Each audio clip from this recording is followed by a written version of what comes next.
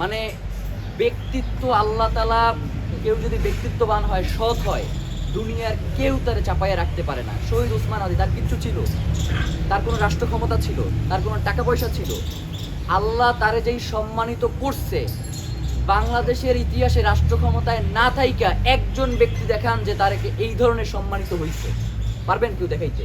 পারবেন না। এইটা কেন হইছে? এই লোকটা সৎ ছিল, ব্যক্তিত্বের প্রচণ্ড ব্যক্তিত্বধারী একজন মানুষ ছিলেন, ইনসাফের পক্ষে কথা বলতেন, আল্লাহ তারে সম্মানিত করতেন। মিডিয়ার ভাইয়েরা যদি মনে করেন যে মিডিয়া হাউসগুলো আপনার কথা বলতে দিচ্ছেন, আপনি যে সংবাদটা নিয়ে যাচ্ছেন সেটাকে প্রচার করে দিচ্ছেন না, মাল্টিমিডিয়ার জায়গা থেকে বহু টাকা পয়সা ইনকাম করা দরকার যায় যদি সুযোগ থাকে। প্রয়োজনে ওই বিভিন্ন কোম্পানির হাউসের যেই চাকরি লাথি মেরে আইসা জনগণের কাতারে এসে দাঁড়ান না, দেখেন না মানুষ আপনাদেরকে কিভাবে গ্রহণ করে। অন্তত জনগণের জন্য কাজ করেন, এই জনগণ কোনোদিন আপনাদেরকে ভুলবে না। প্রিয় ভাইয়েরা, সর্বশেষ আপনাদেরকে একটা কথা বলে শেষ করতে চাই। এই নির্বাচনে রাজনৈতিক দল, বিভিন্ন দলমত অবশ্যই থাকবে, কিন্তু আমরা কোনোভাবেই চাই না যে একজন ভোটার সে ভোট দিতে গিয়ে কোনো আক্রমণের শিকার হবে।